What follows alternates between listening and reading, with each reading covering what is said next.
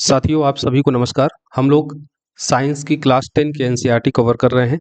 Chapter 1 chapter 2 देख लिया है। आज हम लोग चैप्टर 3 पढ़ेंगे। चैप्टर 3 आपका धातु और अधातु से संबंधित है, metal non metal. Metal non metal को हम जानने से पहले इसके थोड़ा बैकग्राउंड में जाते हैं। आपको केमिस्ट्री का जो नोट्स दिया गया उसमें आप पेज नंबर 26 पर जाएंगे तो आपको पदार्थों के वर्गीकरण के बारे में बताया गया है। पदार्थ क्या होता है? तो दुनिया की कोई भी वस्तु जो स्थान घेरती है, जिसका द्रव्यमान होता है और जो अपनी संरचना में परिवर्तन का विरोध करता है, वो पदार्थ कहलाता है। जल, हवा, ये सब क्या है? एक तरीके के पदार्थ ही हैं। जब आप पदार्थ का क्लासिफिकेशन करते हैं तो इन्हें हम दो भागों में सबसे पहले डिवाइड करते हैं। एक इसका भौतिक वर्गीकरण करते हैं और दूसरा रासायनिक वर्गीकरण। भौतिक वर्गीकरण करते हैं तो आप जानते हैं पदार्थ की मुख्य तीन अवस्था होती है, ठोस, द्रव, गैस। हालांकि इसकी चौथी और पांचवी अवस्था भी होती है, प्लाज्मा और बोस-आइंस्टीन। जब पदार्थ का हम रासायनिक वर्गीकरण करते हैं तो इसे हम सबसे पहले दो भागों में बांटते हैं, शुद्ध पदार्थ और मिश्रण। मिश्रण को दो भागों में क्लासिफाई करते हैं, समांग मिश्रण, विषमांग मिश्रण। इन सबके बारे में हम बाद में जानेंगे। यह हम क्लासिफिकेशन कर रहे हैं और क्लासिफिकेशन करते करते हम पहुंचेंगे धातु और अधातु पर। शुद्ध पदार्थ को फिर हम दो भागों में क्लासिफाई करते हैं, तत्व और यौगिक में। यौगिक को दो भागों में बांटकर पढ़ते हैं, कार्बनिक यौगिक, अकार्बनिक यौगिक। वहीं तत्व को फिर हम दो भागों में क्लासिफाई करते हैं, धातु और अधातु में। तो धातु अधातु ये सब बताने का कारण क्या है? ये सब बताने का कारण है कि तत्वों को ही हम धातु और अधातु में वर्गीकृत करते हैं, तत्व को हम धातु अधातु में वर्गीकृत कर सकते हैं। अब हम धातु अधातु के बारे में जानेंगे, क्या होता है, इसके क्या प्रमुख गुण हैं और भी जो अन्य चीजें हैं वो सब हम इसमें अब पढ़ेंगे। सबसे पहले धातुओं के बारे में जानते हैं। धातु क्या होते हैं? तो धातु वे पदार्थ होते हैं जो विद्युत और उष्मा के सुचालक होते हैं। विद्युत और उष्मा के सुचालक होते हैं। सेकेंड पॉइंट, धातु धातु कमरे के सामान्य ताप यानी 27 डिग्री सेल्सियस पर ये ठोस अवस्था में होते हैं। अपवाद के तौर पर याद रखिएगा पारा, अपवाद के तौर पर पारा याद रखिएगा, जो कि एक धातु है। ये कमरे के सामान्य ताप पर द्रव अवस्था में होती है। पारे को हम क्विक सिल्वर भी कहते हैं, क्विक सिल्वर। तो पारा एक ऐसी धातु है जो कमरे के सामान्य ताप पर द्रव अवस्था में होती है। बाकी जो भी धातुएं होती हैं वो कमरे के सामान्य ताप पर ठोस अवस्था में रहती हैं। धातुएं के और कौन से गुण हैं? तो धातु विद्युत धनात्मक तत्व होते हैं, विद्युत धनात्मक तत्व होते हैं, यानी ये अपने बाह्यतम कक्षा से इलेक्ट्रॉनों को, परमाणु इलेक्ट्रॉनों को क्या करते हैं? त्यागते हैं। एग्जाम्पल के लिए, जब आप धातु और अधातु की क्रिया कराते हैं, जैसे सोडियम जो कि एक धातु है, क्लोरीन जो कि एक अधातु है। सोडियम का जब आप इलेक्ट्रॉनिक विन्यास करते हैं, इसका परमाणु क्रमांक होता है 11 2 8 1। तो इसके बाह्यतम कक्षा में देखते हैं एक इलेक्ट्रॉन अतिरिक्त होता है धनात्मक रूप में। और क्लोरीन जो कि एक अधातु है, इसका जब आप इलेक्ट्रॉनिक विन्यास करते हैं, इसका परमाणु क्रमांक होता है 17, तो 2 8 7। इसके बाह्यतम कक्षा में अपना अष्टक पूरा करने के लिए एक इलेक्ट्रॉन की आवश्यकता होती है। तो जब सोडियम क्लोरीन के साथ अपक्रिया करता है तो सोडियम क्या करता है? अपना एक इलेक्ट्रॉन क्लोरीन को दे देता है और क्लोरीन का भी अष्टक पूरा हो जाता है। इस तरीके से सोडियम क्लोराइड एक आयनिक यौगिक बन जाता है। तो यहाँ से ये निष्कर्ष निकलता है कि जो धातु होते हैं वो धनात्मक तत्व होते हैं और जो अधातु होते हैं ये ऋणात्मक तत्व होते हैं। इन्हें अपना अष्टक पूरा करने के लिए इलेक्ट्रॉनों की आवश्यकता पड़ती है, इलेक्ट्रॉन ग्राही होते हैं। और जो धातु होते हैं ये क्या करते हैं? इलेक्ट्रॉन अपना त्यागते हैं, तो ये इलेक्ट्रॉन दाता होते हैं। धातुओं के संबंध में यहाँ तक सारी बातें समझ में आपको आ गई होंगी। धातु उष्मा और विद्युत के चालक होते हैं, कमरे के सामान्य ताप पर ठोस अवस्था में होते हैं। पारा धातु को छोड़कर विद्युत धनात्मक तत्व होते हैं, यानी ये इलेक्ट्रॉन डोनर होते हैं, इलेक्ट्रॉन दाता होते हैं। और मुक्त इलेक्ट्रॉनों के कारण ही धातुओं में एक चमक होती है। धातुओं में एक धात्विक चमक होती है और यह चमक मुक्त इलेक्ट्रॉनों के कारण होती है। तो इनमें एक धात्विक चमक होती है, धात्विक चमक होती है जो इनके मुक्त इलेक्ट्रॉनों के कारण होती है। धातुओं के अन्य गुणों में देखें तो ये आघात वर्धनीय होते हैं, आघात वर्धनीय होते हैं, यानी अगर आप धातुओं को पीटेंगे तो ये फैल जाएंगे, फैल जाएंगे। जैसे लोहे को आप पीटते हैं, जब गर्म करते हैं लोहे को और पीटते हैं तो लोहा क्या हो जाता है, फैल जाता है। तो आघात वर्धनीय होते हैं। ये तन्य होते हैं, तन्य होते हैं, खींचकर तार बनाया जा सकता है। इतने तन्य होते हैं कि इनको खींचकर एक तार बनाया जा सकता है। इनका घनत्व और गलनांक उच्च होता है। घनत्व और गलनांक यानी इनको गलाने के लिए बहुत अधिक टेम्परेचर की आवश्यकता पड़ेगी। इनका घनत्व और गलनांक बहुत उच्च होता है और वायु तथा जल में रखने पर, वायु तथा जल में रखने पर यह संक्षारित होते हैं। जैसे अगर आप लोहे को खुले में छोड़ देंगे तो वो वायुमंडल की नमी से रिएक्ट करके उसमें जंग लग जाती है, लोहा क्या हो जाता है, संक्षारित हो जाता है। क्योंकि ये ऑक्सीजन से क्रिया करके क्या बना लेते हैं, ये ऑक्साइड बना लेते हैं, ऑक्साइड बना लेते हैं। तो वायु और जल में रखने पर ये संक्षारित होने लगते हैं, यानी ये नष्ट होने लगते हैं, क्योंकि ऑक्सीजन से क्रिया करके ये ऑक्साइड बना लेते हैं। तो धातुओं के संबंध में ये सारी बातें आपको पता होनी चाहिए। यहाँ से क्वेश्चन आपके एग्जाम में पूछा जाता है। आगे आप देखेंगे तो यही सब बातें एनसीईआरटी में धातुओं के बारे में लिखी हुई हैं। और जब आप नोट्स उठा के देखेंगे, जो आपको नोट्स दिया गया है, वहां भी सारी बातें पॉइंटर फॉर्मेट में आपको बताई गई हैं। धातुओं के बारे में और अधिक जानने से पहले हम लोग अधातु के बारे में भी समझ लेते हैं। धातुओं के विपरीत जो अधातुएं होती हैं, ये विद्युत की कुचालक होती है, यानी विद्युत धारा इनमें प्रवाहित नहीं होती है। अपवाद के तौर पर ग्रेफाइट आप लोग याद रखिएगा। ग्रेफाइट एक अधातु है जो विद्युत की सुचालक होती है, यानी ग्रेफाइट में विद्युत धारा प्रवाहित होती है। ये एक अधातु है जो विद्युत की सुचालक होती है। बाकी जो भी अधातुएं होती हैं वो विद्युत की कुचालक होती हैं, उनमें विद्युत धारा प्रवाहित नहीं होती है। सभी गैसें अधातु होती हैं, जो भी आप गैसेस देखते हैं वो अधातु होती हैं। ब्रोमीन, ब्रोमीन एक ऐसी अधातु है, एक ऐसी अधातु है जो द्रव फॉर्म में होती है, एक ऐसी अधातु है जो द्रव होती है। तो ये भी आप लोग याद रखिएगा, ब्रोमीन एक अधातु है जो द्रव फॉर्म में होती है। अधातुओं के अन्य गुण देखें तो धातुओं के विपरीत ये विद्युत ऋणात्मक तत्व होती हैं, विद्युत ऋणात्मक तत्व होती हैं, यानी ये इलेक्ट्रॉन ग्राही होती हैं, इलेक्ट्रॉन ग्राही होती हैं। धातु इलेक्ट्रॉन दाता होते हैं और अधातु इलेक्ट्रॉन ग्राही होती है।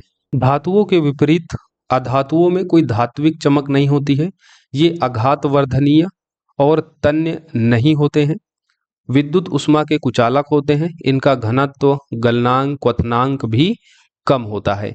वायु तथा जल में रखने से इन पर कोई प्रभाव नहीं पड़ता है। जैसे धातुओं में हमने देखा था वायु और जल में रखने पर वे संक्षारित होते हैं, लेकिन अधातुओं के साथ ऐसा नहीं होता है। सभी गैसें, सल्फर, फास्फोरस, कार्बन, ये सब अधातुएं होती हैं। कार्बन के बारे में एक चीज याद रखिए कि कार्बन में धातु अधातु दोनों के गुण पाए जाते हैं।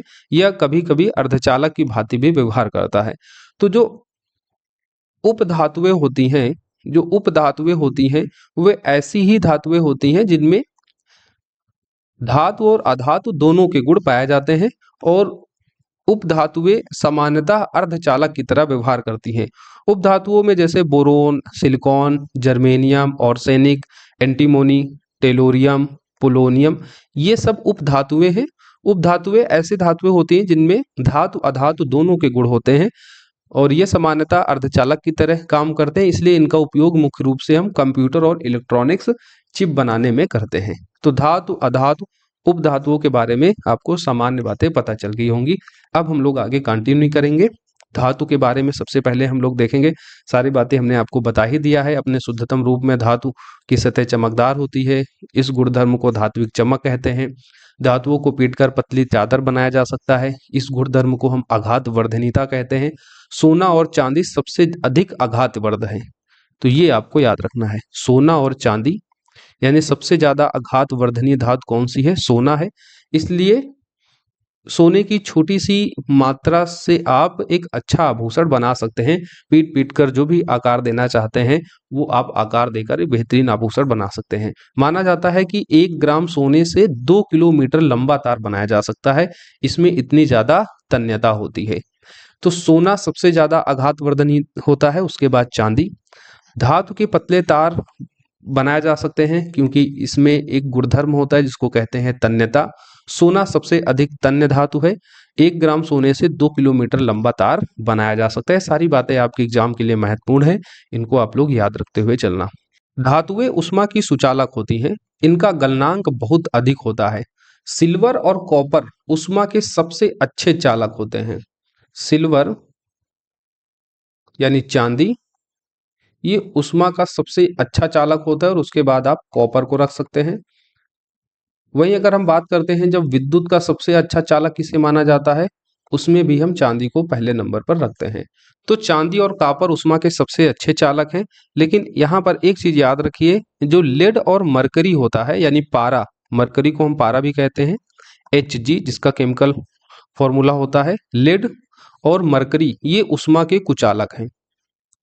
सामान्यतः जो भी धातुएं होती हैं वे उष्मा की सुचालक होती हैं, उसमें उष्मा प्रवाहित होती है। लेकिन लेड और मरकरी ये उष्मा के कुचालक धातु हैं। उष्मा के कुचालक धातु हैं लेड और मरकरी। और जो ये अपवाद होते हैं ना केमिस्ट्री में, यही आपके एग्जाम में सबसे ज्यादा पूछे जाते हैं। तो इनको आप लोग ठीक तरीके से याद करते हुए चलना। जो धातुएं कठोर सतह से टकराने पर आवाज उत्पन्न करती हैं उन्हें हम क्या करते हैं, ध्वनिक। ध्वनिक या सोनोरस। सोनोरस, ध्वनिक या सोनोरस जो धातुएं कठोर सतह से टकराने पर आवाज उत्पन्न करती हैं उन्हें हम ध्वनिक या सोनोरस कहते हैं। तो धातुओं के बारे में ये सब बातें पता होनी चाहिए। अब अधातु, अधातुओं के बारे में हमने आपको सारी चीजें बता ही दी हैं। Carbon, sulphur, iodine, oxygen, hydrogen आदि अधातुओं के कुछ उदाहरण हैं। ब्रोमीन ऐसी अधातु है जो द्रव अवस्था में होती है। इसके अलावा जो भी अधातुएं होती हैं वो या तो ठोस अवस्था में होती हैं या फिर गैस अवस्था में होती है। हालांकि केवल भौतिक गुणधर्मों के आधार पर ही हम तत्वों का वर्गीकरण नहीं कर सकते हैं। इनमें कई अपवाद हैं, तो ये अपवाद आपको पता होने चाहिए। जैसे मरकरी को छोड़कर जो भी धातुएं होती हैं वो कमरे के ताप पर ठोस अवस्था में पाई जाती हैं। मरकरी कमरे के ताप में द्रव अवस्था में पाई जाती है जो कि एक धातु है। धातुओं का गलनांक अधिक होता है लेकिन गैलियम और सीजियम का गलनांक बहुत कम होता है। धातुओं के बारे में हमने पढ़ा कि उनका गलनांक अधिक होता है, लेकिन अपवाद के तौर पर याद रखिए गैलियम और सीजियम जो धातु होती हैं उनका गलनांक बहुत कम होता है। इतना कम होता है कि यदि आप अपनी हथेली पर इन दोनों धातुओं को रखेंगे तो वे पिघलने लगेंगी। आयोडीन अधातु होते हुए भी चमकीला है। हमने अधातुओं के बारे में बताया कि उनमें कोई धात्विक चमक नहीं होती है, लेकिन अपवाद के तौर पर आयोडीन एक ऐसी अधातु है जो चमकीली होती है। राइट, तो अधातु होते हुए भी आयोडीन चमकीला होता है। कार्बन ऐसी अधातु है जो विभिन्न रूपों में विद्यमान रहती है। प्रत्येक रूप को अपरूप कहते हैं। हीरा कार्बन का अपरूप है। हीरा कार्बन का अपरूप है जो प्रकृति में सबसे कठोरतम तत्व है। इसका गलनांक और क्वथनांक बहुत अधिक होता है। राइट, गलनांक और क्वथनांक बहुत अधिक होता है कार्बन का। कार्बन का एक अन्य अपरूप भी है ग्रेफाइट जो विद्युत का सुचालक होता है। क्षारीय धातु लिथियम, सोडियम, पोटेशियम ये सभी क्षारीय धातु हैं। इतनी मुलायम होती हैं कि इनको चाकू से भी काटा जा सकता है और इनका घनत्व और गलनांक भी कम होता है। धातुओं के बारे में हमने क्या पढ़ा था, गलनांक और क्वथनांक उच्च होता है। लेकिन लिथियम, सोडियम, पोटेशियम ये ऐसी धातुएं हैं जिनको चाकू से काटा जा सकता है, इतनी ये मुलायम होती हैं। इनका घनत्व और गलनांक भी कम होता है। तो अगर हम केवल भौतिक गुणधर्मों के आधार पर तत्वों का वर्गीकरण करेंगे तो पूरी तरीके से सही नहीं होगा, क्योंकि इसमें ये सारे अपवाद मौजूद हैं। तत्वों को उनके रासायनिक गुणधर्मों के आधार पर अधिक स्पष्टता से धातु और अधातुओं में वर्गीकृत किया जा सकता है। अधिकांश अधातुएं ऑक्साइड प्रदान करती हैं जो जल में घुलकर अम्ल बनाती हैं। वहीं अधिकतर धातुएं क्षारकीय ऑक्साइड बनाती हैं। तो अधिकांश जो अधातुएं होती हैं ऑक्साइड प्रदान करती हैं और जल में घुलकर वे क्या बनाती हैं, अम्ल बनाती हैं। वहीं अधिकतर जो धातुएं होती हैं वो क्षारीय ऑक्साइड प्रदान करती हैं। अब अगर हम आगे बढ़ें और धातुओं को वायु में जलाएं तो जलाने से क्या होता है उसको समझने की कोशिश करते हैं। लगभग सभी धातुएं ऑक्सीजन के साथ मिलकर संगत धातु की ऑक्साइड बनाते हैं। राइट, किसी चीज को जलाने के लिए हमें किसकी आवश्यकता पड़ती है? ऑक्सीजन की। तो जब आप धातुओं को जलाएंगे यानी ऑक्सीजन से जब आप रिएक्ट कराएंगे तो धातु ऑक्साइड बनता है। जैसे कॉपर को आप जलाइए, कॉपर को जब आप जलाएंगे तो क्या बनेगा? कॉपर ऑक्साइड बनेगा। एल्युमिनियम को जब आप जलाएंगे तो एल्युमिनियम ऑक्साइड मिलेगा। तो यहां से एक चीज समझ में आ रही है कि धातु को जब आप वायु की उपस्थिति में जलाएंगे तो आपको धातु ऑक्साइड मिलेगा, संबंधित धातु ऑक्साइड मिलेगा जिस धातु को आप वायु की उपस्थिति में जलाएंगे। एक बात हम ये भी जानते हैं कि धातु ऑक्साइड की प्रकृति कैसी होती है? क्षारकीय होती है। लेकिन एल्युमिनियम और जिंक ऑक्साइड जैसी कुछ धातुएं ऑक्साइड, अम्लीय और क्षारकीय दोनों प्रकार के व्यवहार को प्रदर्शित करती हैं। राइट, तो सामान्यतः धातु ऑक्साइड की जो प्रकृति होती है, धातु ऑक्साइड की जो प्रकृति होती है, चाहे वो सोडियम हाइड्रोक्साइड हो, पोटेशियम हाइड्रोक्साइड हो, कैल्शियम हाइड्रोक्साइड हो, इन सब की प्रकृति कैसी होती है? क्षारकीय होती है। लेकिन एल्युमिनियम और जिंक ऑक्साइड जैसी कुछ ऐसी धातुएं भी होती हैं जिनकी ऑक्साइड अम्लीय और क्षारकीय दोनों प्रकार के व्यवहार को प्रदर्शित करती है। ऐसे धातु ऑक्साइड जो अम्ल और क्षार दोनों से अभिक्रिया करके लवण जल प्रदान करते हैं उनको हम उभयधर्मी ऑक्साइड क्या कहते हैं? उभयधर्मी ऑक्साइड कहते हैं। राइट, अधिकांश धातु ऑक्साइड जल में अघुलनशील होती हैं। जो अधिकांश धातु ऑक्साइड होती हैं वो जल में घुलती नहीं है, जल में अघुलनशील होती हैं। लेकिन इनमें कुछ जल में घुलकर हमें क्षार प्रदान करते हैं, जैसे सोडियम ऑक्साइड और पोटेशियम ऑक्साइड। ये जल में घुलकर हमको क्षार प्रदान करते हैं। फॉर एग्जाम्पल आप सोडियम ऑक्साइड का लीजिए, ये जब जल में घुलेगा तो हमको सोडियम हाइड्रोक्साइड मिलेगा जो कि एक तरीके का क्षार है। उसी तरीके से पोटेशियम ऑक्साइड जब ये जल में घुलेगा तो ये पोटेशियम हाइड्रोक्साइड देगा जो कि एक क्षार है। तो अधिकांश धातु ऑक्साइड जल में अघुलनशील होती हैं, लेकिन कुछ धातुएं जल में घुलकर हमें क्षार प्रदान करती हैं। एग्जाम्पल के तौर पर सोडियम ऑक्साइड और पोटेशियम ऑक्साइड।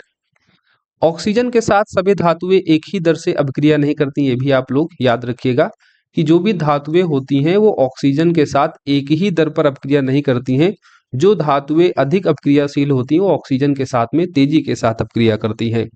तो सोडियम और पोटेशियम जैसी कुछ ऐसी धातुएं हैं जिनकी अभिक्रियाशीलता बहुत ज्यादा होती है। अगर आप इनको खुले में रख देंगे तो इनमें आग लग जाती है, क्योंकि ऑक्सीजन के साथ ये बहुत तेजी के साथ अभिक्रिया करती हैं। इसलिए इन्हें सुरक्षित रखने के लिए और आकस्मिक आग को रोकने के लिए हम इनको किरोसिन तेल में डुबा कर रखते हैं। आपके एग्जाम में पूछा जाता है कि किन धातुओं को हम किरोसिन तेल में रखते हैं? तो पोटेशियम और सोडियम को, पोटेशियम और सोडियम को, क्योंकि इनकी जो अभिक्रियाशीलता की जो दर होती है वो बहुत अधिक होती है।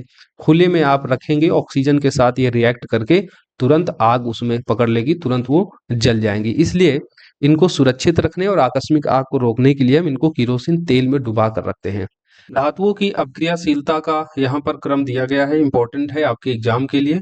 ऊपर से नीचे की तरफ घटता हुआ क्रम है। सबसे अधिक अभिक्रियाशील धातु होती है पोटेशियम, उसके बाद सोडियम, देन कैल्शियम, फिर मैग्नीशियम और एल्युमिनियम। उसके बाद स्थान आता है zinc, iron, lead, hydrogen, copper, पारा, सिल्वर और सोना। ये घटता हुआ क्रम है ऊपर से नीचे की तरफ अभिक्रियाशीलता के आधार पर। सबसे अधिक अभिक्रियाशील धातु होती है पोटेशियम और सबसे कम अभिक्रियाशील धातु होती है सोना। पोटेशियम और सोडियम इतने अधिक अभिक्रियाशील होते हैं, अगर इनको आप खुले में छोड़ देंगे तो ऑक्सीजन के साथ रिएक्ट करके इनमें तुरंत आग लग जाती है, तुरंत आग पकड़ लेती है, ये जल जाते हैं। इसलिए हमने ऊपर बताया कि इन्हें सुरक्षित रखने के लिए या आकस्मिक आग को रोकने के लिए इनको हम केरोसिन तेल में डुबो कर रखते हैं। सोना सबसे कम अभिक्रियाशील धातु है, इसलिए ये हवा पानी के साथ में रिएक्ट नहीं करते हैं, प्रतिक्रिया नहीं करते हैं, इसलिए इनका संक्षारण नहीं होता है, शुद्ध सोने का संक्षारण नहीं होता है और हजारों हजारों साल तक जो सोने की चमक है वो बरकरार रहती है और यही चीज इसको अधिक वैल्यूएबल भी बनाती है। आगे बढ़ते हैं, एनोडीकरण के बारे में बताया गया है। एल्युमिनियम पर मोटी ऑक्साइड की परत बनने की प्रक्रिया है।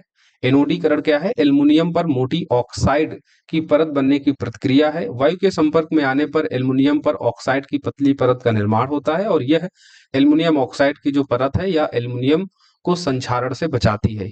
इस परत को मोटा करके इसे संक्षारण से अधिक सुरक्षित किया जा सकता है। एनोडीकरण के लिए हम एल्युमिनियम की एक साफ वस्तु को एनोड बनाकर तनु सल्फ्यूरिक अम्ल के साथ इसका विद्युत अपघटन करते हैं। एनोडीकरण की प्रक्रिया में विद्युत अपघटन विलयन के रूप में तनु सल्फ्यूरिक अम्ल का ही मुख्य रूप से प्रयोग किया जाता है। धातुएं जब जल के साथ अपक्रिया करती हैं तो क्या होता है?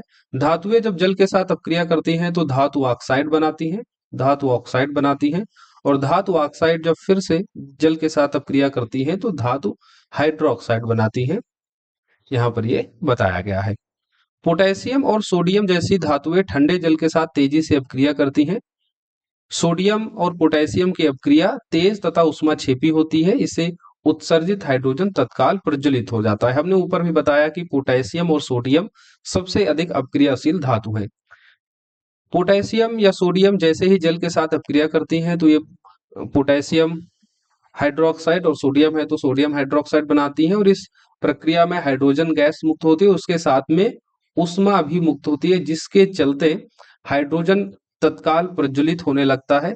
और यही कारण है कि हम पोटेशियम और सोडियम को खुले में नहीं रखते हैं, क्योंकि जैसे ही वो खुले में रखा जाएगा वायुमंडल की नमी के साथ अपक्रिया करके वो तेजी से जलने लगेगा। इसलिए हम उसको केरोसिन तेल में डुबा कर रखते हैं सोडियम और पोटेशियम को। जल के साथ कैल्शियम की अपक्रिया थोड़ी धीमी होती है। यहाँ उत्सर्जित उष्मा हाइड्रोजन के प्रज्वलित होने के लिए पर्याप्त नहीं होती है। तो कैल्शियम जब जल के साथ अपक्रिया करता है तो प्रक्रिया धीमी होती है और यहाँ उष्मा जो निकलती है इस अपक्रिया के दौरान उतनी नहीं होती है कि वो उत्सर्जित हाइड्रोजन को जला दे, उतनी पर्याप्त नहीं होती है। मैग्नीशियम शीतल जल के साथ अपक्रिया नहीं करता है, परंतु गर्म जल के साथ अपक्रिया करके वो मैग्नीशियम हाइड्रोक्साइड और हाइड्रोजन गैस मुक्त करता है। तो मैग्नीशियम के बारे में याद रखिए कि मैग्नीशियम ठंडे जल के साथ अपक्रिया नहीं करता है, लेकिन गर्म जल होगा तो मैग्नीशियम गर्म जल के साथ अपक्रिया करेगा और इस अपक्रिया के दौरान मैग्नीशियम हाइड्रोक्साइड और हाइड्रोजन गैस मुक्त होगी।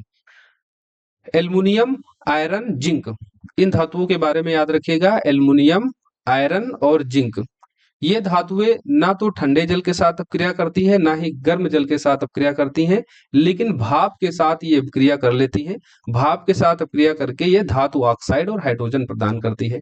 तो एल्युमिनियम, आयरन और जिंक ये धातुएं ना तो ठंडे जल के साथ रिएक्ट करेंगी ना ही गर्म जल के साथ, लेकिन भाप होगी तो भाप के साथ में अपक्रिया करके एल्युमिनियम है तो एल्युमिनियम ऑक्साइड, आयरन है तो आयरन ऑक्साइड, जिंक है तो जिंक ऑक्साइड और उसके साथ हाइड्रोजन गैस ये बनाएंगी।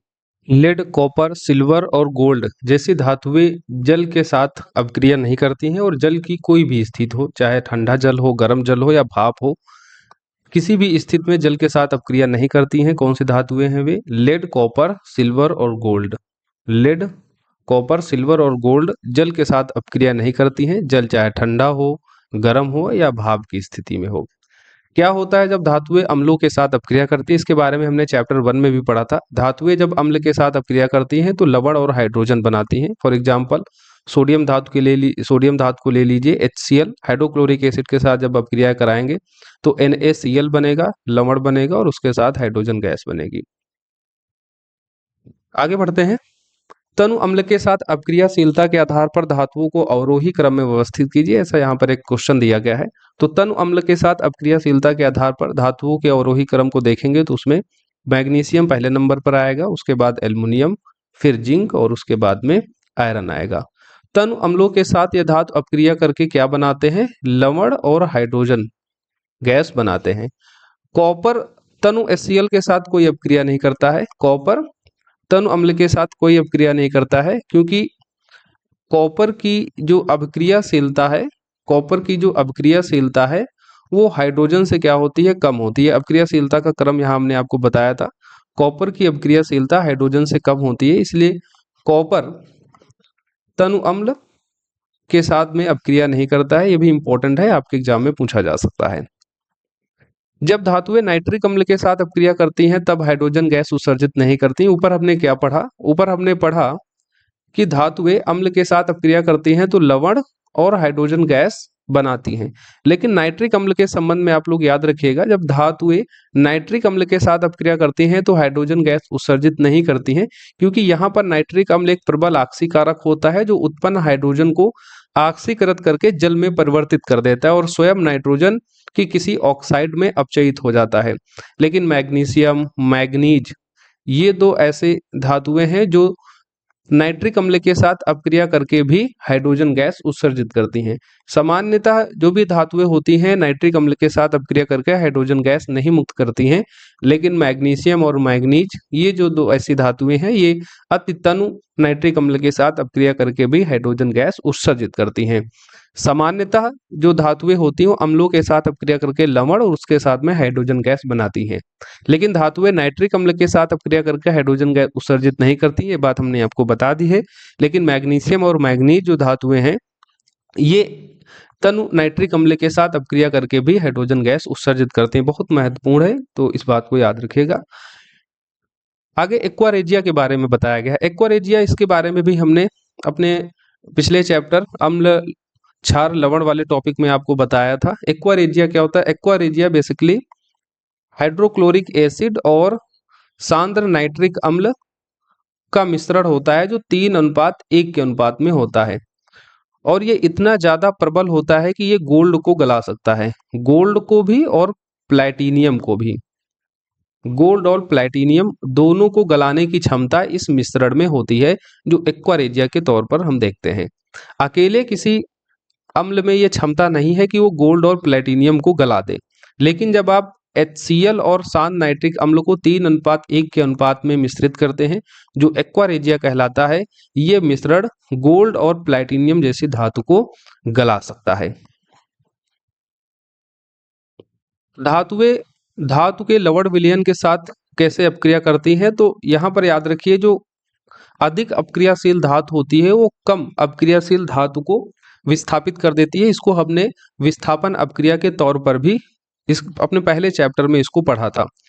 अगर धातु ए धातु बी को उसके विलयन से विस्थापित कर दे रही, इसका मतलब क्या है कि धातु ए धातु बी की अपेक्षा अधिक अपक्रियाशील है। उदाहरण के तौर पर अगर आप आयरन की अपक्रिया कराएं कॉपर सल्फेट के साथ में, तो चूंकि आयरन कॉपर से अधिक अपक्रियाशील होता है, इसलिए आयरन क्या करता है, कॉपर सल्फेट के विलयन से कॉपर को विस्थापित कर देता है और स्वयं आयरन सल्फेट बनाता है, और यहाँ पर कॉपर क्या होता है, विस्थापित हो जाता है। तो अधिक अपक्रियाशील धातु कम अपक्रियाशील धातु को उसके यौगिक विलयन से विस्थापित कर देता है, अलग कर देता है। धातुओं की अपक्रियाशीलता का यहाँ पर क्रम दिया गया है, ऊपर से नीचे की ओर घटते हुए क्रम में। हमने इसके बारे में ऊपर भी बताया। इसको याद करने की एक ट्रिक यहाँ दी गई है। काशीनाथ का मालिक आलू जानलेवा पकाता है, कौन है जी आओ। वीडियो को पॉज करके एक बार आप इस ट्रिक को देख सकते हैं। ये क्रम इंपॉर्टेंट है, तो ट्रिक के माध्यम से ये क्रम आप याद कर सकते हैं।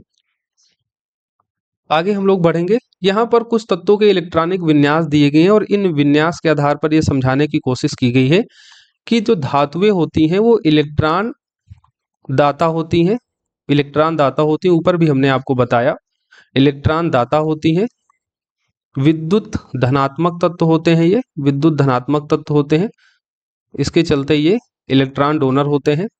वहीं जो अधातुएं होती हैं ये इलेक्ट्रॉन ग्राही होते हैं, क्योंकि बाहरी कक्षा में अपना अष्टक पूरा करने के लिए इनको इलेक्ट्रॉनों की आवश्यकता पड़ती है। इलेक्ट्रॉन ग्राही होती हैं ये अधातुएं। विद्युत ऋणात्मक तत्व होती हैं, विद्युत ऋणात्मक तत्व होती हैं। और उत्कृष्ट गैसें अगर आप हीलियम को छोड़ दें, तो जो भी उत्कृष्ट गैसें होती हैं इनकी बाहरी कक्षा में 8 इलेक्ट्रॉन होते हैं, जिसके चलते इनका इलेक्ट्रॉनिक विन्यास बेहद स्थायी होता है। इलेक्ट्रॉनों का लेन देन उत्कृष्ट गैसें नहीं करती हैं, इनकी संयोजकता इसके चलते शून्य होती है। तो उत्कृष्ट गैसें, धातुएं, अधातुएं का यहाँ पर एक टेबल दिया गया है, इसके माध्यम से यहाँ पर समझाने की कोशिश की गई है। विपरीत आवेश होने के कारण सोडियम क्लोराइड आयन परस्पर आकर्षित होते हैं और मजबूत स्थिर वैद्युत बल में बंधकर सोडियम क्लोराइड के रूप में उपस्थित रहते हैं। यहाँ पर ध्यान देने योग्य बात है कि सोडियम क्लोराइड अणु के रूप में नहीं बल्कि विपरीत आयनों का समुच्चय होता है। सोडियम जो कि एक धातु है, ये एक धनात्मक विद्युत तत्व होगा, इलेक्ट्रॉन दाता होगा। सोडियम जब क्लोरीन के साथ, क्लोरीन एक अधातु है जो इलेक्ट्रॉन ग्राही होती है, क्योंकि अपना बाहरी कक्षा में अष्टक पूरा करने के लिए इसको इलेक्ट्रॉन की आवश्यकता पड़ती है। अगर आप सोडियम का इलेक्ट्रॉनिक विन्यास देखें, सोडियम का परमाणु क्रमांक 11 होता है, 2 8 1, तो एक इलेक्ट्रॉन ये त्याग देगा अपना अष्टक पूरा करने के लिए। और वहीं क्लोरीन का परमाणु क्रमांक होता है 17, इसका इलेक्ट्रॉनिक विन्यास करेंगे तो 2 8 7, इसको अपना अष्टक पूरा करने के लिए एक इलेक्ट्रॉन की आवश्यकता होती है, जो कि ये सोडियम से ले लेती है।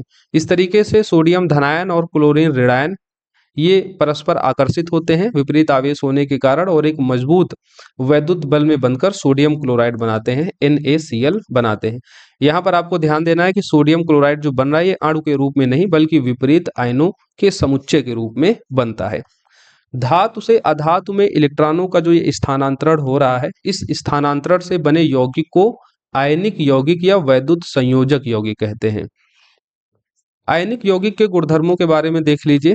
आयनिक यौगिक के गुणधर्म क्या होंगे, तो इनकी भौतिक प्रकृति ठोस और थोड़ी कठोर होती है, क्योंकि धन एवं ऋण आयनों के बीच मजबूत आकर्षण बल होता है, जिसके चलते आयनिक यौगिक की भौतिक प्रकृति ठोस और थोड़ी कठोर होती है। ये यौगिक सामान्यतः भंगुर होते हैं, दाब डालने पर टूट सकते हैं। गलनांक और क्वथनांक देखें तो सामान्यतः आयनिक यौगिकों का गलनांक और क्वथनांक बहुत अधिक होता है। आयनिक यौगिक सामान्यतः जल में घुलनशील होते हैं और केरोसिन, पेट्रोल आदि जैसे विलायकों में ये अविलेय होते हैं। विद्युत चालकता देखें तो आयनिक यौगिक अगर ठोस अवस्था में है तो विद्युत का चालन नहीं करेंगे, लेकिन आयनिक यौगिक अगर गलित अवस्था में है, लिक्विड फॉर्म में है, जल के साथ हैं, तो ये विद्युत का चालन करते हैं। यहाँ तक सारी बातें आपको समझ में आ गई होंगी। अब हम आगे बढ़ेंगे कि धातुओं की कैसे हम प्राप्ति करते हैं। देखिए, पृथ्वी की भूपर्पटी धातुओं का मुख्य स्रोत होती है। अगर आप पृथ्वी पर देखें तो सबसे अधिक धातुएं कौन सी हैं, सबसे अधिक तत्व कौन से हैं, ये भी क्रोनोलॉजी आपके एग्जाम में पूछी जाती है। तो पृथ्वी पर सर्वाधिक मात्रा में पाए जाने वाले तत्व कौन से हैं, तो सबसे ज्यादा ऑक्सीजन है, उसके बाद सिलिकॉन है, फिर एल्युमिनियम, देन आयरन, और उसके बाद कैल्शियम और सोडियम का स्थान है। यहाँ ऑक्सीजन आप जानते हैं एक अधातु है। सिलिकॉन में धातु अधातु के दोनों के गुण पाए जाते हैं, इसलिए इसको हम उपधातु की श्रेणी में रखते हैं। एल्युमिनियम, आयरन, कैल्शियम और सोडियम ये सभी धातुएं हैं, राइट।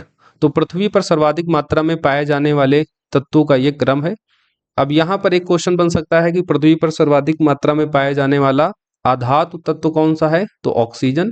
और हाँ, और पृथ्वी पर सर्वाधिक मात्रा में पाया जाने वाला धातु तत्व कौन सा है, तो एल्युमिनियम है। धातु तत्वों के क्रम में सबसे ज्यादा एल्युमिनियम है पृथ्वी की भूपर्पटी पर, उसके बाद आयरन है, फिर कैल्शियम और फिर सोडियम है।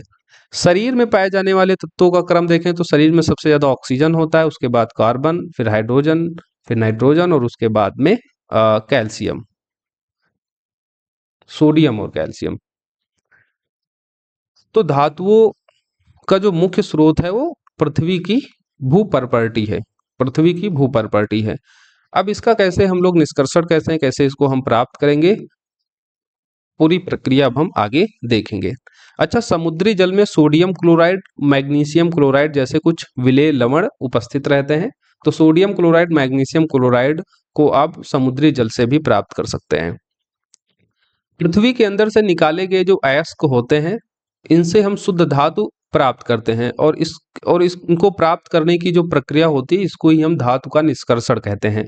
इसमें मुख्य रूप से अयस्कों का सांद्रण, यानी हम धातु के अयस्कों से शुद्धियों अशुद्धियों को हटाते हैं, फिर धातु ऑक्साइड में उसको बदलते हैं, धातु का अपचयन करते हैं, और फिर अंत में उसका शोधन करके हमें शुद्ध धातु प्राप्त हो जाता है। धातु का निष्कर्षण कैसे करते हैं वो अब हम आगे देखेंगे। देखिए, कुछ धातुएं भूपर्पटी में स्वतंत्र अवस्था में पाई जाती हैं। ये वही धातुएं हैं जो बहुत कम अपक्रियाशील होती हैं, जो ऑक्सीजन या जल के साथ में अपक्रिया नहीं करती हैं, जैसे सोना, चांदी। ये प्राकृतिक अवस्था में उपस्थित होती हैं, स्वतंत्र रूप से ये पाई जाती हैं, राइट। तो कुछ धातुएं भूपर्पटी में स्वतंत्र अवस्था में पाई जाती हैं, कुछ धातुएं अपने यौगिक के रूप में मिलती हैं। सक्रियता श्रेणी में नीचे वाली धातुएं सबसे कम अपक्रियाशील होती हैं और ये स्वतंत्र अवस्था में पाई जाती हैं, जैसे गोल्ड, सिल्वर, प्लैटिनियम, कॉपर, ये स्वतंत्र अवस्था में पाए जाते हैं। गोल्ड, सिल्वर, प्लैटिनियम, कॉपर ये स्वतंत्र अवस्था में मौजूद होते हैं क्योंकि ये बहुत कम अभिक्रियाशील होते हैं। कॉपर सिल्वर स्वतंत्र रूप में पाए जाते हैं, लेकिन इसके अतिरिक्त कॉपर सिल्वर अपने सल्फाइड या ऑक्साइड के अयस्क के रूप में भी संयुक्त अवस्था में पाए जाते हैं। सक्रियता श्रेणी में सबसे ऊपर की धातुएं जैसे potassium, sodium, calcium, magnesium, aluminium, ये इतनी अभिक्रियाशील होती हैं कि ये कभी भी स्वतंत्र तत्व के रूप में मौजूद नहीं होती हैं। तो जो अधिक अभिक्रियाशील धातुएं हैं, potassium, sodium, calcium, magnesium, aluminium, ये कभी भी स्वतंत्र तत्व के रूप में नहीं होंगी। सक्रियता श्रेणी के मध्य की धातुएं जैसे जिंक, आयरन, लेड, इनकी अपक्रियाशीलता मध्यम होती है। ये पृथ्वी की भू प्रॉपर्टी में मुख्यतः ऑक्साइड, सल्फाइड या कार्बोनेट के रूप में पाई जाती है। अब हम कैसे इनका निष्कर्षण करते हैं वो हम देखेंगे, लेकिन धातुओं का निष्कर्षण करने से पहले हम पृथ्वी से खनिज अयस्कों के रूप में जो प्राप्त धातुएं होती हैं उनका हम समृद्धिकरण करते हैं, यानी उनमें मौजूद जो अशुद्धियां होती हैं, मिट्टी, रेत आदि के रूप में इनको हम हटाते हैं। पृथ्वी से खनिज अयस्कों में मिट्टी, रेत आदि जैसी अशुद्धियां होती है जिनको हम गैंग कहते हैं। धातु के निष्कर्षण से पहले हम अयस्कों से इन अशुद्धियों को हटाते हैं, उसके बाद धातु का निष्कर्षण करते हैं। निष्कर्षण करने की विभिन्न प्रक्रियाओं को हम अपनाते हैं धातु की सक्रियता के आधार पर। अब एक एक करके हम इनको देखेंगे, जानेंगे। सक्रियता श्रेणी में नीचे आने वाली धातुओं का कैसे निष्कर्षण करते हैं। चूंकि सक्रियता श्रेणी में नीचे आने वाली धातुएं बहुत कम अभिक्रियाशील होती हैं, इन धातुओं को केवल गर्म करने से ही धातुओं को प्राप्त किया जा सकता है। यहाँ पर एक उदाहरण दिया गया है, सिनबार मरकरी का एक अयस्क होता है। सिनबार मरकरी, जिसको पारा कहते हैं, जिसका केमिकल फॉर्मूला होता है Hg। तो Hg बेसिकली सिनबार अयस्क के रूप में मौजूद होता है। सिनबार को वायु में गर्म करते हैं तो पहले हमें मरकरी ऑक्साइड मिलता है, और पुनः मरकरी ऑक्साइड को आप अधिक गर्म करेंगे तो मरकरी ऑक्साइड से हमको मरकरी मिल जाएगी। यहाँ पर यह रिएक्शन दिया गया है। इसी प्रकार प्राकृतिक रूप से कॉपर सल्फेट के रूप में जो उपलब्ध तांबा होता है, इसको केवल वायु में गर्म करके इसके अयस्क से हम अलग करके कॉपर को प्राप्त कर सकते हैं। सक्रियता श्रेणी के मध्य में स्थित जो धातुएं होती हैं उनका निष्कर्षण कैसे करते हैं, तो उसमें हम दो प्रक्रियाओं को लेते हैं, एक भर्जन और दूसरा निस्तापन। चूंकि सक्रियता श्रेणी के मध्य में स्थित जो धातुएं होती हैं वे या तो अपने कार्बोनेट अयस्क के रूप में होती हैं या सल्फाइड अयस्क के रूप में होती हैं, सल्फाइड अयस्क के रूप में होती हैं।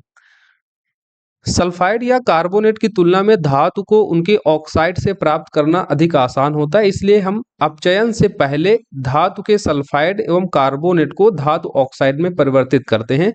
इसके लिए हम भर्जन और निस्तापन की प्रक्रिया अपनाते हैं। भर्जन की प्रक्रिया कब अपनाते हैं? भर्जन की प्रक्रिया हम उन धातुओं के लिए अपनाते हैं जो अपने सल्फाइड अयस्क के रूप में होती हैं। इस प्रक्रिया में हम उस सल्फाइड अयस्क को, उस धातु सल्फाइड अयस्क को वायु की उपस्थिति में गर्म करते हैं और हम धातु ऑक्साइड प्राप्त करते हैं। निस्तापन की प्रक्रिया हम वहां अपनाते हैं जो धातुएं अपने कार्बोनेट अयस्क के रूप में मौजूद होती हैं। यहाँ हम क्या करते हैं, निस्तापन की प्रक्रिया में सीमित वायु या वायु की अनुपस्थिति में उस धातु कार्बोनेट अयस्क को गर्म करते हैं और धातु ऑक्साइड प्राप्त कर लेते हैं। अब जब हमें धातु ऑक्साइड प्राप्त हो जाता है तो कार्बन जैसे उपयुक्त उपचायक का उपयोग करके धातु ऑक्साइड से धातु प्राप्त कर लेते हैं। यहाँ पर उदाहरण जिंक का दिया गया है कि हमने पहले भर्जन और निस्तापन प्रक्रिया से जिंक ऑक्साइड प्राप्त किया, उसके बाद कार्बन जैसे उपयुक्त उपचायक अपचायक का उपयोग करके जिंक को हमने अलग कर लिया जिंक ऑक्साइड से, तो यहाँ हमें जिंक धातु प्राप्त हो गया। कार्बन का उपयोग कर धातु के ऑक्साइड को धातु में अपचयन करने के अलावा हम विस्थापन प्रक्रिया का भी उपयोग कर सकते हैं, क्योंकि कम अपक्रियाशील धातु अधिक अपक्रियाशील वाले धातु से विस्थापित हो जाती है। तो जैसे अगर हमको मैग्नीज ऑक्साइड मिला है तो हम एल्युमिनियम के साथ इसकी अपक्रिया करा देंगे। चूंकि एल्युमिनियम मैग्नीज से अधिक अपक्रियाशील होता है, इसलिए एल्युमिनियम क्या करेगा, मैग्नीज ऑक्साइड से मैग्नीज को पृथक कर देगा और इससे हमको मैग्नीज धातु मिल जाएगी। इस तरह विस्थापन अभिक्रिया के संदर्भ में हम अत्यधिक अपक्रियाशील धातुओं का उपयोग धातुओं के ऑक्साइड को धातु में उपचयन करने के लिए कर सकते हैं। विस्थापन अपक्रियाएं चूंकि ये अत्यधिक ऊष्माक्षेपी होती हैं, इसमें उत्सर्जित ऊष्मा की मात्रा इतनी ज्यादा होती है कि यहाँ जो धातुएं प्राप्त होती हैं वो गलित अवस्था में हमें प्राप्त होती हैं। आगे देखेंगे सक्रियता श्रेणी में सबसे ऊपर स्थित धातुओं का निष्कर्षण हम कैसे करते हैं। अपक्रियाशीलता श्रेणी में सबसे ऊपर स्थित जो धातुएं होती हैं अत्यंत अपक्रियाशील होती हैं। इन्हें कार्बन के साथ गर्म करके इनके यौगिक से प्राप्त नहीं किया जा सकता है। उदाहरण के लिए कार्बन के द्वारा सोडियम, मैग्नीशियम, कैल्शियम, एल्युमिनियम जो अत्यधिक अपक्रियाशील धातुएं हैं, जो सक्रियता श्रेणी में सबसे ऊपर हैं, इनके ऑक्साइड का अपचयन कर उन्हें धातु में परिवर्तित नहीं किया जा सकता है कार्बन के द्वारा। इन धातुओं की बंधुता कार्बन की अपेक्षा ऑक्सीजन के प्रति अधिक होती है, इसलिए इन धातुओं को विद्युत अपघटनी अपचयन द्वारा प्राप्त किया जाता है। जो सक्रियता श्रेणी में सबसे ऊपर स्थित धातुएं होती हैं उनका निष्कर्षण हम विद्युत अपघटनी अपचयन द्वारा करते हैं। एग्जाम्पल के तौर पर सोडियम, मैग्नीशियम, कैल्शियम को उनके गलित क्लोराइडो के विद्युत अपघटन से प्राप्त किया जाता है। यहाँ कैथोड पर धातुएं निक्षेपित हो जाती है और एनोड पर क्लोरीन मुक्त हो जाती है। यहाँ एक रिएक्शन करके बताया गया है। धातुओं के निष्कर्षण के बाद हम धातुओं का परिष्करण करते हैं। ऊपर वर्णित विभिन्न प्रक्रमों से जो हमें धातु प्राप्त हुई है वो धातु पूरी तरीके से शुद्ध नहीं होती है, उसमें कुछ अशुद्धियों के तौर पर अपद्रव मौजूद होते हैं। अब पूरी तरीके से शुद्ध धातु प्राप्त करने के लिए धातु का परिष्करण करते हैं और इसके लिए एक बहुत प्रचलित विधि है विद्युत अपघटनी परिष्करण विधि। Copper, zinc, tin, nickel, silver, gold जैसी अनेक धातुओं का परिष्करण विद्युत अपघटन के द्वारा किया जाता है। इस प्रक्रम में हम अशुद्ध धातु को एनोड जो एक पॉजिटिव इलेक्ट्रोड के रूप में बनाया जाता है और शुद्ध धातु की पतली परत को कैथोड जो निगेटिव इलेक्ट्रोड के रूप में बनाया जाता है, इसका इस्तेमाल करते हैं। धातु के लवण विलयन का उपयोग विद्युत अपघट्ट के रूप में होता है। आगे हम विद्युत अपघट्ट से जब धारा प्रवाहित करते हैं तब एनोड पर स्थित अशुद्ध धातु विद्युत अपघट्ट में घुल जाती है और इतनी ही मात्रा में शुद्ध धातु विद्युत अपघट्ट से कैथोड पर निक्षेपित हो जाती है। विलेय अशुद्धियां विलयन में चली जाती है और अविलेय अशुद्धियां एनोड तली पर निक्षेपित हो जाती है, जिनको हम कहते हैं एनोड पंख। यहाँ पर तांबे का विद्युत अपघटन करके दिखाया गया है कि कैसे तांबे का विद्युत अपघटन परिष्करण करके शुद्ध तांबा कैथोड पर प्राप्त किया गया है। आगे हम धातु के संक्षारण को समझेंगे। जब कोई धातु अपने आसपास मौजूद नमी, वायु, अम्ल या अन्य रसायनों के संपर्क में आती है तो उसकी सतह धीरे धीरे खराब होने लगती है या नष्ट होने लगती है। इस प्राकृतिक रासायनिक प्रक्रिया को ही हम क्या कहते हैं? संक्षारण कहते हैं।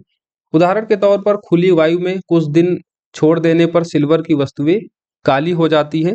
सिल्वर का वायु में उपस्थित सल्फर के साथ अपक्रिया कर सिल्वर सल्फाइड की परत बनाने के कारण ऐसा होता है। जब सिल्वर वायु में उपस्थित सल्फर के साथ अपक्रिया करती है तो बनता है सिल्वर सल्फाइड और यही सिल्वर सल्फाइड काले रंग की हो जाती है, राइट, काला रंग इसका होता है। जैसे कॉपर वायु में उपस्थित आर्द्र कार्बन डाइऑक्साइड के साथ अपक्रिया करती है जिससे इसकी सतह से भूरे रंग की चमक धीरे धीरे खत्म हो जाती है और इस पर हरे रंग की परत चढ़ जाती है। हरा पदार्थ बेसिक कॉपर कार्बोनेट होता है। अब आप कॉपर को खुला छोड़ दीजिए और खुले वायु में उपस्थित जो आर्द्र कार्बन डाइऑक्साइड होती है इसके साथ कॉपर रिएक्ट करता है और फिर कॉपर कार्बोनेट और कॉपर हाइड्रोक्साइड का मिश्रण बन जाता है जिसको हम बेसिक कार्बोनेट या पेटिना कहते हैं और ये हरे रंग का होता है। कॉपर के ऊपर आपको हरे रंग की परत दिखेगी। ये भी कॉपर का संक्षारण है। कॉपर का धीरे धीरे ऊपरी परत के नष्ट होने की ये प्रक्रिया होती है और ऐसे में कॉपर धीरे धीरे खत्म हो जाता है। लंबे समय तक आर्द्र वायु में रहने पर लोहे पर भूरे रंग के पदार्थ की परत चढ़ जाती है जिसको जंग कहते हैं। ये भी लोहे का संक्षारण है। लोहे पर जंग लगती है और धीरे धीरे लोहा खत्म हो जाता है। जो जंग होती है इसको कहते हैं hydrate ferric oxide Fe2O3H2O। Iron को आप खुले में छोड़ दीजिए, वो वायुमंडल में उपस्थित जो नमी होती है उसके साथ रिएक्ट करता है और फिर ये हाइड्रेट फेरिक ऑक्साइड जंग में परिवर्तित हो जाता है। लोहे की धीरे धीरे ऊपरी परत नष्ट होने लगती है और अंततः लंबे समय तक अगर वो खुले में रहता है तो पूरी तरीके से फिर नष्ट हो जाता है। इस तरह लोहे में जंग लगना, कॉपर का हरा रंग होना, चांदी का काला पड़ना संबंधित धातुओं के संक्षारण का संकेत है। संक्षारण से अब हम कैसे धातुओं की सुरक्षा कर सकते हैं? तो पेंट करके, तेल लगाकर, ग्रीज लगाकर, यशत लेपन, लोहे की वस्तुओं पर जस्ते की परत चढ़ाने की विधि को हम यशत लेपन कहते हैं। क्रोमियम लेपन, एनोडीकरण या मिश्र धातु बनाकर लोहे को जंग लगने से बचाया जा सकता है। लोहे एवं इस्पात को जंग से सुरक्षित रखने के लिए उन पर जस्ते की पतली परत चढ़ाई जाती है। इस विधि को हम यसत लेपन कहते हैं। जस्ते की परत नष्ट होने के बाद भी यसत लेपित वस्तु जंग से सुरक्षित रहती है। उसका कारण है कि जस्ता लोहे से अधिक क्रियाशील होता है। जस्ता स्वयं ऑक्सीकृत और संक्षारित होकर लोहे को संरक्षण से बचा लेता है। तो अगर आपको लोहे को इस्पात को बचाना है तो उसके ऊपर आप जिंक की पतली परत चढ़ा सकते हैं और इस विधि को कहते हैं यसत लोपन। धातुओं के गुणधर्मों को बेहतर बनाने की अच्छी विधि मिश्रात्वन भी है, यानी अलग अलग धातुओं को मिश्रित करके भी हम धातुओं के गुणधर्मों को बेहतर कर सकते हैं। जैसे लोहा जो सर्वाधिक उपयोग में आने वाली धातु है, लेकिन कभी भी शुद्ध अवस्था में हम लोहे का प्रयोग नहीं करते हैं, क्योंकि शुद्ध लोहा अत्यंत नर्म होता है, गर्म करने पर सुगमता पूर्वक खिंच जाता है। लेकिन यदि इसमें थोड़ा कार्बन, लगभग अगर लोहे में 0.05% कार्बन मिला दें तो ये कठोर हो जाता है, अधिक प्रबल हो जाता है। उसी तरीके से लोहे के साथ अगर आप निकेल और क्रीमियम मिला दें तो ये स्टेनलेस इस्पात बन जाता है, जो अधिक कठोर हो जाता है और साथ उसमें जंग भी नहीं लगती है, राइट। तो शुद्ध लोहे का हम इस्तेमाल नहीं करते हैं क्योंकि वो अत्यंत नर्म होता है। इसको कठोर बनाने के लिए हम इसमें कार्बन मिलाते हैं। स्टेनलेस इस्पात बनाने के लिए हम लोहे में क्या मिलाते हैं? निकेल और क्रोमियम मिलाते हैं। दो या दो से अधिक धातुओं के समांगी मिश्रण को मिश्र धातु कहते हैं। अब जैसे शुद्ध सोना है, ये 24 कैरेट का होता है, काफी नर्म होता है, इसलिए आभूषण बनाने के लिए उपयुक्त नहीं होता है। अगर शुद्ध सोने से आप कोई आभूषण बनाएंगे, इतना नरम होता है कि ये टूट जाएगा। इसे कठोर बनाने के लिए चांदी या इसमें तांबा मिलाया जाता है। भारत में अधिकांश आभूषण बनाने के लिए 22 कैरेट सोने का इस्तेमाल किया जाता है, यानी जो इसका अन्य दो भाग होता है उसमें तांबा और चांदी मिला हुआ होता है, राइट। तो शुद्ध सोना 24 कैरेट का होता है, लेकिन ये नरम होता है, इसलिए इसके आभूषण बनाना कठिन होता है, इसलिए हम इसमें तांबा या चांदी मिलाते हैं। भारत में अधिकांशतः आभूषण बनाने के लिए 22 कैरेट सोने का इस्तेमाल किया जाता है। 22 भाग शुद्ध सोने में 2 भाग तांबा या चांदी का मिलाया जाता है। यदि कोई धातु पारद है, यानी मरकरी है, राइट, पारा है, तो इसके मिश्र धातु को अमलगम कहते हैं, राइट। यदि किसी धातु में पारा मिला हुआ होता है तो हम उस मिश्रण को अमलगम कहते हैं। शुद्ध धातु की अपेक्षा उनके मिश्र धातु की विद्युत चालकता और गलनांक कम होता है। उदाहरण के तौर पर कॉपर, कॉपर की विद्युत चालकता आप जानते हैं वो अधिक होती है। लेकिन अगर आप कॉपर में जिंक मिला दें, यदि आप कॉपर में जिंक मिला दें तो उससे बनता है पीतल। उसी तरीके से कॉपर में अगर आप टिन मिला दें जिससे बनता है कांसा। जो कांसा और जो पीतल होता है विद्युत का कुचालक होता है, लेकिन केवल कॉपर को अगर आप देखें तो ये विद्युत का अच्छा चालक होता है। इसीलिए यहाँ बताया गया है कि शुद्ध धातु की अपेक्षा उनके मिश्र धातु की विद्युत चालकता और गलनांक कम होती है। उदाहरण के तौर पर तांबा और जस्ते की मिश्र धातु पीतल, तांबा और टिन की मिश्र धातु कांसा विद्युत की कुचालक है, लेकिन तांबे का उपयोग विद्युत परिपथ बनाने में किया जाता है क्योंकि तांबा विद्युत का चालक होता है। सीसा और टिन की मिश्र धातु जो सोल्डर कहलाती है, सीसा और टिन को जब आपस में मिला देंगे तो उसको हम कहेंगे सोल्डर। इसका गलनांक बहुत कम होता है। इसका उपयोग विद्युत तारों की परस्पर वेल्डिंग के लिए किया जाता है। वेल्डिंग का इस्तेमाल आप सीसा टिन के मिश्र धातु सोल्डर का उपयोग आप कर सकते हैं वेल्डिंग के लिए, क्योंकि इसका गलनांक बहुत कम होता है। तो ये सारी बातें हो गई हैं इस टॉपिक से जुड़ी हुई जो भी महत्वपूर्ण है। अब आगे यहाँ पर दिया गया है कि आपने क्या सीखा है इस पूरे टॉपिक से। जो जो पॉइंट आपने सीखा है वो सब पॉइंटर फॉर्मेट में यहाँ पर लिखा हुआ है। हमने सारी बातें आपको पहले ही बता दी हैं, तो आप एक बार वीडियो को पॉज करके इनको चाहे तो एक बार पढ़ सकते हैं। अब हम लोग देख लेते हैं कुछ जो ऑब्जेक्टिव क्वेश्चन दिए गए हैं इस टॉपिक में। निम्नलिखित में आपको बताना है कि युगल विस्थापन अपक्रिया कौन सा प्रदर्शित कर रहा है। तो युगल विस्थापन अपक्रिया देखिए तो इसका जो ऑप्शन डी है, सिल्वर नाइट्रेट विलयन एवं कॉपर धातु। चूंकि कॉपर जो होती है वो सिल्वर से अधिक सक्रिय होती है, इसलिए कॉपर सिल्वर नाइट्रेट विलयन में से सिल्वर को विस्थापित कर देती है। बाकी में जो आप देख रहे हैं, वो ठीक नहीं है। बाकी में जो आप देख रहे हैं वो ठीक नहीं है, राइट। यहाँ पर कॉपर धातु सिल्वर से अधिक सक्रिय है। बाकी जगह देख रहे हैं तो सिल्वर आयरन से कम सक्रिय है तो आयरन को विस्थापित नहीं कर पाएगा। एल्युमिनियम मैग्नीशियम से अधिक सक्रिय है तो ये मैग्नीशियम को यहाँ से विस्थापित नहीं कर पाएगा। कॉपर सोडियम से कम सक्रिय है तो ये सोडियम को विस्थापित नहीं कर पाएगा। तो विस्थापन अपक्रिया ए बी सी जो ऑप्शन है वो प्रदर्शित नहीं कर रहे हैं। ऑप्शन डी विस्थापन अपक्रिया को प्रदर्शित कर रहा है, क्योंकि यहाँ पर कॉपर सिल्वर से अधिक सक्रिय है, इसलिए कॉपर सिल्वर नाइट्रेट के विलयन से सिल्वर को विस्थापित कर देगा।